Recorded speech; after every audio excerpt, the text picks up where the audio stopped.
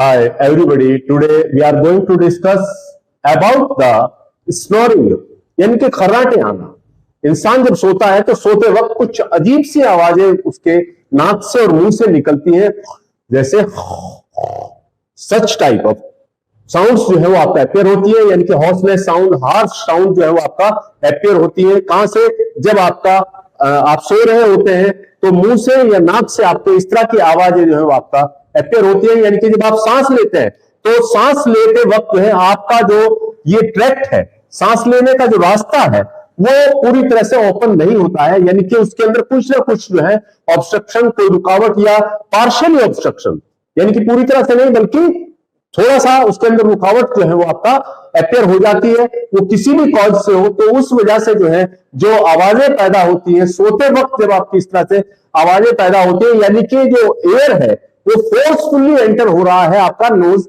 के अंदर से, नेजल कैविटी के थ्रू से, और उसी की वजह से आगे जाकर, चूंकि आगे रास्ता पूरा खुला हुआ नहीं है तो उसकी वजह से एयर जब फोर्सफुली अंदर एंटर होती है तो एक आवाज पैदा होती है। उसी को हम जो है क्या कहते हैं, स्नोरिंग या खर्राटे आना कहते हैं। ये जो स्टेज है,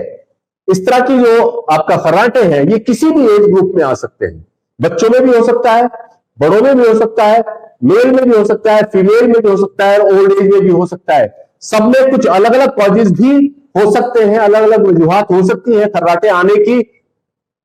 जनरली देखा जाता है कि इससे मेल ज्यादा इफेक्ट होते हैं, मेल जो है वो ज्यादा इफेक्टेड होते हैं बमुकाबले फीमेल के। लेकिन इसको इग्नोर मत कीजिएगा, इसको इग्नोर मत कीजिए। तुरंत जो है ईएनटी स्पेशलिस्ट से जाके संपर्क करिए, अदरवाइज ये आगे आने वाले टाइम में आपका सीरियस इलनेस की कंडीशन पैदा हो सकती है, जैसे OSA यानी कि obstructive sleep apnoea, obstructive sleep apnoea, जिसकी वजह से इंसान की मौत भी हो सकती है, डेथ भी हो सकती है। तो ये बहुत खतरनाक स्टेज में जा सकता है, तो इसलिए इसको इग्नोर मत कीजिएगा। इस तरह की कंडीशन है तो आप जो है अपने ईएनटी स्पेशलिस्ट से जाकर संपर्क कीजिएगा। देखिए इसमें किस तरह से ऑब्स्ट्रक्शन होता है, किन किन वजहों से ऑब्स्ट्रक्शन होता है, मैं थोड़ा सा आपको जनरली एक स्ट्रक्चर बना के दिखा रहा हूं कि ये इंसान जो है आपका यहां पे लेटा हुआ है।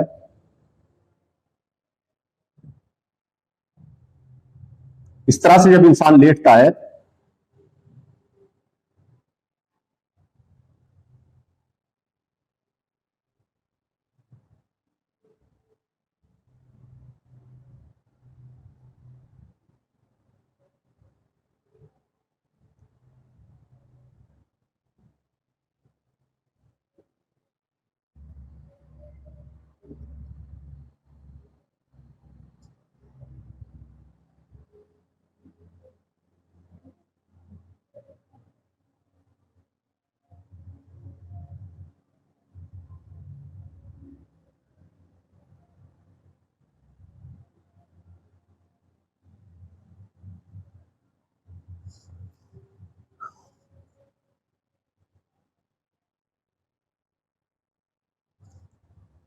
ये इस तरह से आप देख सकते हैं कि ये आपका नाक है, नोज,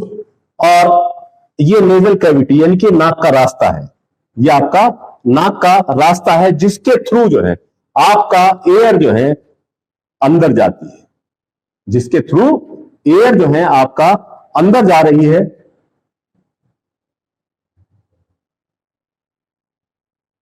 इस रास्ते के थ्रू यानी कि नेजल कैविटी के थ्रू एयर जो है आपका अंदर जाती है। तो जब इंसान लेटता है तो इस तरह से देखिए ये एयर अंदर जाती है। तो जब इंसान लेटता है, देखिए एक जगह पर, ये जो नाक का रास्ता है और मुंह का रास्ता है, ये एक जगह पर आकर एक हो जाता है, जिसको हम फेरिंक्स कहते हैं, जिसको हम फेरिंक्स कहते हैं। तो इसमें कहीं पर या इस नाक के अंदर कहीं पर कोई रास्ता जो है वो पार्शियली ऑब्स्ट्रक्ट हो जाए, पूरी तरह से ना खुला हो, तो उस कंडीशन में इसमें से एयर जो है वो पूरी तरह से नहीं जा पाती है। तो जिसकी वजह से ये जो आपका यहां पर पैलेट होता है, तालू होता है, आप अगर मुंह खोल के देखेंगे तो आपके हलक के अंदर छोटी सी जीभ जैसी स्ट्रक्चर, जबान जैसी स्ट्रक्चर जो है लटकी हुई होती है, टंग लाइक स्ट्रक्चर लटकी हुई होती है। तो उसके अंदर वाइब्रेशन पैदा होता है और उसी वाइब्रेशन से ये साउंड जो है वो आपका अपेयर होती है। या ये जो आपकी जबान है, ये जो आपकी जबान है, ये पुश बैक हो जाए, जब आप सीधे लेटे हुए हो तो ये पीछे की तरफ को और चली जाए, और ये रास्ता जो है वो तंग कर दे, तो इसकी वजह से भी ये आवाज जो है आपका पैदा होती है, जिसको हम स्नोरिंग का नाम देते हैं। कॉजेज देखिए इसके क्या क्या हो सकते हैं, इसकी वजूहात क्या क्या हो सकती है, इसके कॉज क्या हो सकते हैं। तो कॉज में इसमें सबसे पहली बात है कि muscles and tissue of throat becomes floppy, यानी कि जो आपका नाक के अंदर पीछे जाकर, मुंह के अंदर पीछे जाकर एक तालू है और उस पर टंग जैसी स्ट्रक्चर लगी होती है, जिसको हम सॉफ्ट पैलेट का नाम देते हैं। तो सॉफ्ट पैलेट, ये जो ऊपर का तालू है ये आधा हार्ड होता है और आधा सॉफ्ट होता है। तो पीछे का जो हिस्सा होता है वो सॉफ्ट होता है, तो उसके मसल टिश्यू वगैरह जो है फ्लॉपी हो जाते हैं, बहुत सॉफ्ट हो जाते हैं, और पीछे की तरफ को जब इंसान लेटता है तो लेटते वक्त जो है वो पीछे लटक जाते हैं, यानी कि लॉन्ग भी है। इसी तरह से टंग आपकी जो है लॉन्ग है तो वो लेटते वक्त पीछे को जा सकती है, तो उसकी वजह से जब एयर अंदर पुश होती है तो ये रास्ता जो है क्या होता है, ब्लॉक होने की वजह से या कम होने की वजह से फोर्सफुली एंटर होती है एयर, तो वहां पर एक साउंड अपेयर होती है, जिसको हम जो है आपका स्नोरिंग का नाम देते हैं। और ये यानी कि muscles and tissue of throat becomes floppy, floppy हो जाए, यानी कि सॉफ्ट पैलेट, टंग या फेरिंक्स की जो मसल्स टिश्यू वगैरह है ये आपका कैसे है, सॉफ्ट हो जाए और लॉन्ग हो जाए, तो उसकी वजह से ये दिक्कत जो है पैदा हो सकती है। नंबर 2 आपका any partial obstruction through adenoids, यानी कि इसके अलावा, इन चीजों के अलावा और दूसरी स्ट्रक्चर्स जो गले के अंदर मौजूद है, जैसे एडिनोइड्स है, टॉन्सिल है आपके अंदर गले में जाके, वो लार्ज हो जाए, एडिनोइड्स बढ़ जाए, या इसके अलावा आपके नेजल कैविटी, ये जो आपका नाक का पर्दा है, ये जिस बोन से बना है वो तिरछा हो जाए, यानी कि डेविएटेड नेजल सेप्टम हो जाए, तो रास्ता एक तरफ तो वाइड हो रहा है लेकिन दूसरी तरफ का रास्ता तंग हो जाता है, तो उसकी वजह से भी ये परेशानी पैदा हो सकती है। Any type of bone growth, यानी कि नेजल कैविटी के अंदर किसी बोन की ग्रोथ होकर वो रास्ता तंग हो जाए, तो उसकी वजह से भी ये परेशानी आ सकती है। एनी फॉरेन बॉडी, को फॉरेन बॉडी वगैरह जो है वो नाक के अंदर चली जाए या रुक जाए, तो उसकी वजह से भी ये कंडीशन पैदा हो सकती है। कोई नेजल पॉलिप, यानी कि नाक के अंदर मांस वगैरह जिसको बढ़ना कहते हैं, वो पॉलिप वगैरह अपेयर हो जाए, वो ग्रोथ करने लगे, तो उसकी वजह से भी रास्ता तंग हो सकता है। तो ये आपका यानी कि पार्शियली ऑब्स्ट्रक्शन हो जाता है आपका थ्रोट के अंदर, नेजल कैविटी के अंदर, किसकी वजह से, एडिनोइड्स, टॉन्सिल या किसी तरह की एलर्जी की वजह से, डीएनएस यानी कि डेविएटेड नेजल सेप्टम की वजह से, बोन ग्रोथ या किसी इंफेक्शन की वजह से। नंबर 3 टंग पुश बैक, मैंने अभी आपको बताया कि जबान बड़ी होने की वजह से जब इंसान लेटता है तो उस कंडीशन में जबान पीछे की तरफ को पुश हो जाते हैं, तो वो रास्ते को थोड़ा नैरो कर देती है, तो उसकी वजह से भी परेशानी पैदा हो सकती है। ओबेसिटी, ओबेसिटी यानी कि जब इंसान में वेट गेन होता है तो हर टिश्यू, हर सेल जो है वो ग्रोथ करता है, तो इसी तरह से आपके यहाँ थ्रोट के अंदर, गले के अंदर के जो टिश्यू वगैरह है वो भी ग्रोथ करके और रास्ते को कॉन्स्ट्रिक्ट कर देते हैं, तो रास्ता जब कॉन्स्ट्रिक्ट हो जाता है तो एयर पूरी तरह से नहीं जा पाती है, तो उससे भी ये कंडीशन पैदा हो सकती है। स्लीप ऑन योर बैक, जब आप सीधे लेटे हुए होते हैं, कमर के बल लेटे होते हैं, तो उस वक्त आपकी गर्दन की जो पोजीशन होती है वो इस तरह से होती है कि रास्ता तंग ऑटोमेटिक हो जाता है, तो उस सूरत में आपको जो है ये स्नोरिंग जैसी कंडीशन पैदा हो सकती है। एनाटॉमिकली डिस्टर्बेंसेस एयरवे, जैसे कि अभी मैंने आपको बताया कि बोन ग्रोथ का हो जाना, या जो है आपका जो नेजल सेप्टम है, नाक का पर्दा है, वो तिरछा हो जाना, या कोई दूसरा जो है डिफेक्ट एनाटॉमिकली आ जाए, तो उसकी वजह से भी ये परेशानी पैदा हो सकती है। एज, एज भी इसमें देखिए मायने रखती है कि ओल्ड एज में आके क्या होता है, एक तो मसल्स जो है, मसल्स ऑफ द टंग वो वीक हो जाती है, टोन लेस हो जाती है, यानी कि उनके अंदर की टोन जो है वो डिक्रीज हो जाती है, टोन लेस तो नहीं कहेंगे, डिक्रीज हो जाती है उनकी टोन, तो वो पूरी तरह से कॉन्ट्रैक्शन नहीं कर पाती है, या कॉन्ट्रैक्शन और रिलैक्शन, वो रिलैक्स ही रह जाएंगी, और उस कंडीशन में आपका जब इंसान लेटता है तो वो रास्ते को पार्शियली ऑब्स्ट्रक्ट कर सकती है, तो ये आवाज पैदा हो सकती है। या ओल्ड एज में आके कुछ एक्स्ट्रा ग्रोथ जो है वो गले के अंदर हो सकती है, फेरिक्स के अंदर हो सकती है, कोई भी एक्स्ट्रा ग्रोथ जो है वो बन सकती है, तो उसकी वजह से भी रास्ता तंग हो सकता है। नेक्स्ट, ड्रिंकिंग अल्कोहल, शराब वगैरह पीने वाले, यानी कि स्पेशली जो रात को सोते टाइम, एट बेड टाइम शराब पीते हैं, तो उनमें ये परेशानी ज्यादा देखने को मिलती है, क्योंकि रात को उस टाइम जिस टाइम इंसान लेटने वाला होता है और शराब पीता है, तो उस वक्त जो है वहां की मसल्स, थ्रोट की जो मसल्स वगैरह हैं वो सॉफ्ट हो जाती है, और उसकी वजह से उनके अंदर बहुत ज्यादा वाइब्रेशन जो है वो पैदा होने लगता है। तो अल्कोहल पीने की वजह से क्या होता है कि वहां की जो मसल्स है, टंग की मसल है, थ्रोट की जो मसल है, वो रिलैक्स हो जाती है, और जैसे इंसान लेटता है तो वो पीछे की तरफ को पुश कर जाती है, तो वो रास्ता पार्शियली ब्लॉक हो सकता है। तो अल्कोहल को उस टाइम बिल्कुल इंसान को सोते वक्त नहीं लेना चाहिए। उसके बाद सिम्टम्स, देखिए सिम्टम्स इसमें क्या आते हैं। देखिए सबसे पहला सिम्टम्स तो आवाज ही पैदा हो रही है, अजीब किस्म की जो आवाज पैदा होती है, यानी कि वाइब्रेशन या विस्लिंग साउंड या स्नोरिंग यानी कि खर्राटे वगैरह आते हैं, तो ये सबसे मेन सिम्टम है इसका, जिसको हम स्नोरिंग का नाम देते हैं। मे ड्राई थ्रोट यानी कि गले के अंदर कोई दुखन वगैरह है, तो उसकी वजह से इन्फ्लामेशन आ गई है, तो गला भी इंसान का खुश्क होता है और गला भी दुखता है, तो ये भी इसका एक सिम्टम हो सकता है। मे ऑब्स्ट्रक्टिव स्लीप एप्निया, आगे आने वाले वक्त में अगर आपने इसको क्योर नहीं किया, आपने इसकी देखभाल नहीं की, तो क्या होगा कि आने वाले वक्त में डेंजरस कंडीशन में तब्दील हो सकता है, यानी कि उससे OSA ऑब्स्ट्रक्टिव स्लीप एप्निया जो है वो इंसान को पैदा हो सकता है। सोते सोते जो है रास्ता बंद हो जाए और उसमें इंसान की मौत तक हो सकती है। मैनेजमेंट ऑफ स्नोरिंग, खर्राटे के लिए मैनेजमेंट क्या करेंगे? देखिए जब भी ऐसी कंडीशन हो, मैंने अभी आपको बताया कि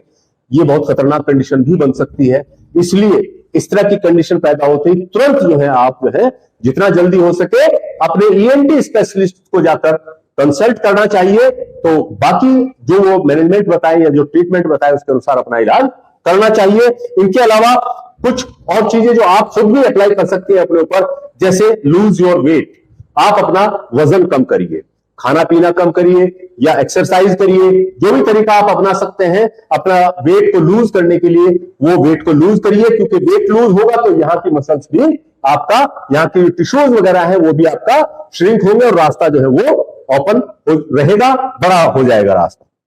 उसकी वजह से दिक्कत नहीं आ पाएगी। Number 2, improve your posture,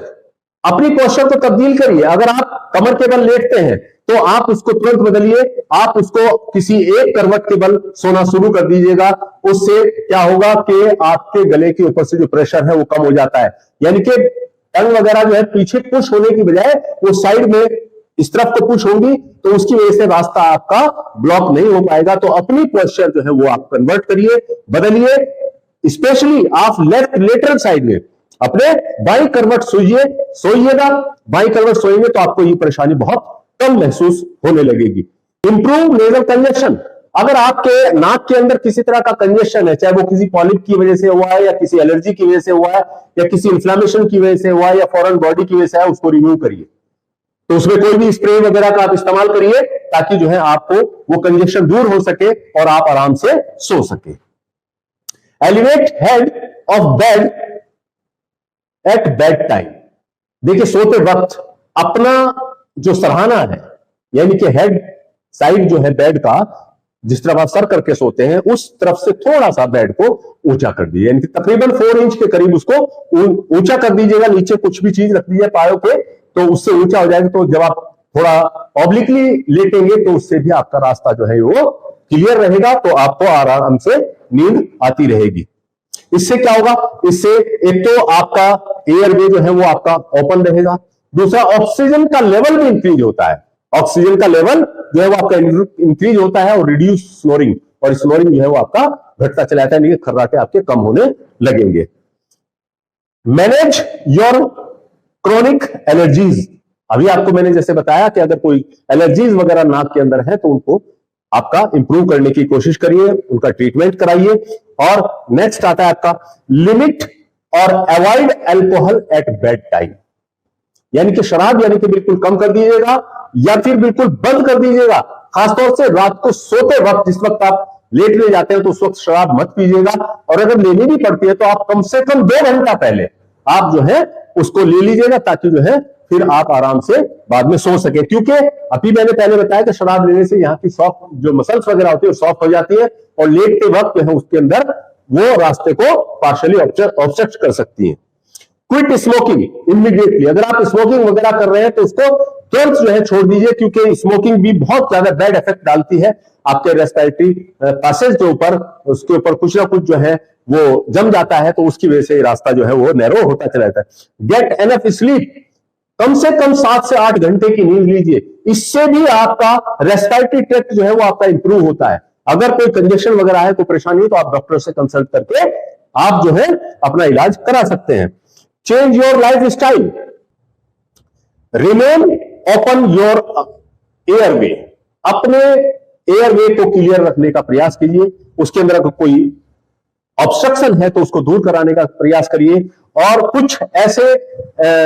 instrumental तरीके भी हैं जो आपके ईएनटी स्पेशलिस्ट आपको बता सकते हैं, वो आपको उसकी सलाह दे सकते हैं, वो आपको प्रोवाइड करा सकते हैं। जैसे नेजल स्ट्रिप, नाक के ऊपर एक स्ट्रिप लगती है तो उससे आपका रास्ता जो है वो आपका क्लियर रहता है। एक्सटर्नल नेजल डायलेटर, यानी कि नेजल डायलेटर जो आपके इस रास्ते को वाइड रखता है। और ऑरल अप्लायंसेज जो है वो इस्तेमाल कराइए, यानी कि जैसे जबड़ा वगैरह बनाने वाले जो डेंटिस्ट वगैरह होते हैं वो मुंह के अंदर एक चीज रखते हैं, तो उस तरह का इंस्ट्रूमेंट, तो उससे आपका रास्ता जो है ओपन रहता है। पैलेटल इम्प्लांट्स जो है वो आपका एक तरह का पिलर प्रोसीजर होता है, जिसमें आपका रेशम की पिलर्स से होते हैं जो ऊपर पैलेट पे लगा दिए जाते हैं, तो उससे रास्ता आपका जो है वो सही रहता है, तो उसकी वजह से दिक्कत नहीं आती है। और यूज ऑफ CPAP मशीन, इसके बारे में आपको जो है आपके ईएनटी स्पेशलिस्ट बहुत अच्छी तरह से समझा सकते हैं, तो आप इमीडिएट कांटेक्ट करिए आप अपने ईएनटी स्पेशलिस्ट के साथ। मेडिकल इंटरवेंशन, देखिए कभी कभी कुछ ऐसी परेशानियां होती हैं जो दवाइयों से भी ठीक हो जाती हैं, जैसे एडिनोइड्स है, नेजल पॉलिप है, एलर्जीज है, और दूसरा कोई नाक के अंदर कोई फॉरेन बॉडी वगैरह, कोई भी ऐसी चीज जो है यानी कि जिसको मेडिकली ठीक किया जा सकता है, तो आप जो है पहले ट्राई करिए उसको मेडिकली ट्रीट करने की। तो उसके लिए अगर आप एलोपैथी में इस्तेमाल करना चाहते हैं तो नेजोवियोन एक स्प्रे आता है, उसको आप सोते वक्त जो है स्प्रे कर लीजिएगा, तो उससे नेजल कंजेशन जो है वो आपका दूर हो जाएगा और आप सुकून से सो सकते हैं। उसके अलावा जो है